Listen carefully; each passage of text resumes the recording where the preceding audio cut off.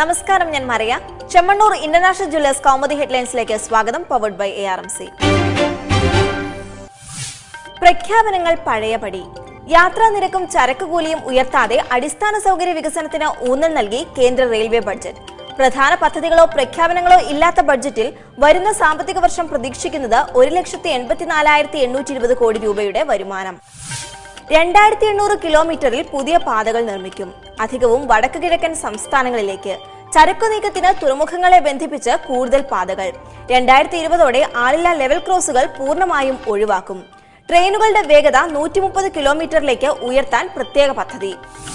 ട്രെയിനുകളിൽ വനിതാ കമ്പാർട്ട്മെന്റ് മധ്യഭാഗത്തേക്ക് പുനഃസ്ഥാപിക്കും. സ്ത്രീ സുരക്ഷയ്ക്കായി 24 മണിക്കൂറും പ്രവർത്തിക്കുന്ന ഹെൽപ്പ് ലൈൻ. പരസ്യ വരുമാനം 4 ഇരട്ടിയാക്കും.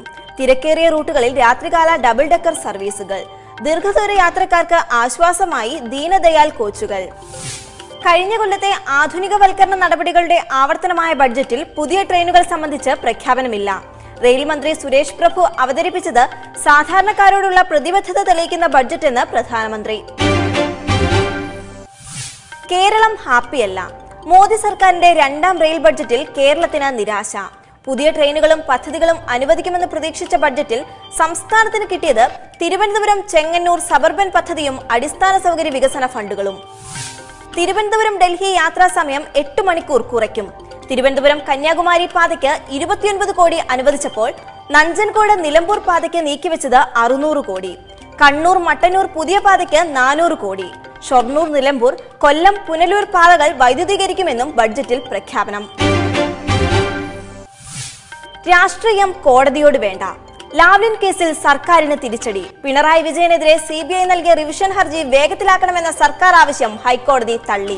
കേസ് പരിഗണിക്കുന്നത് 2 മാസത്തേക്ക് നീട്ടി. സർക്കാർ നൽകിയ ഉപഹർജി അടിയന്തര പ്രാധാന്യമില്ലാത്തത്. 2000 മുതലുള്ള റിവിഷൻ ഹർജികൾ ഇപ്പോഴും കെട്ടിക്കിടക്കുന്നു. രാഷ്ട്രീയ ആവശ്യങ്ങൾക്ക് വേണ്ടി കോടതിയെ ഉപയോഗിക്കരുതെന്നും ഹൈക്കോടതി. കോടതി പരാമർശം ഉമ്മൻചാണ്ടി സർക്കാരിനേറ്റ തിരിച്ചടിയെന്ന് കോടിയേരി. ലാവ്ലിൻ രാഷ്ട്രീയ വിഷയമാക്കാനുള്ള സുധീരന്റെ തന്ത്രം തടയപ്പെട്ടെന്നും CPM സംസ്ഥാന സെക്രട്ടറി. വിവാദങ്ങൾക്ക് വഴിമരുന്നിട്ട്.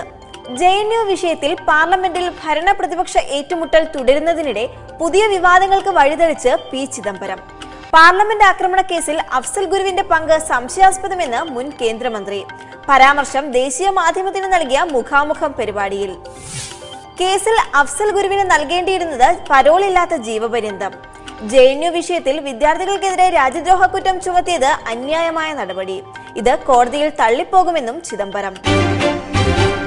ഇനി ഇന്നത്തെ സ്വർണം വെള്ളി നിരക്കുകൾ. തരകൻസ് റോയൽ ജ്വല്ലറി കുന്നംകുളം സ്വർണം വെള്ളി നിരക്കുകൾ നിങ്ങൾക്കായി അവതരിപ്പിക്കുന്നത് തരകൻസ് റോയൽ ജ്വല്ലറി. പറഞ്ഞു ചെല്ലുന്നതിനേക്കാൾ നല്ലത് അറിഞ്ഞു ചെല്ലുന്നതാണ്. Tharakans royal jewellery Kunnamkulam. സ്വർണം ഗ്രാമിന് 2660 രൂപ, പവൻ 21,280 രൂപ.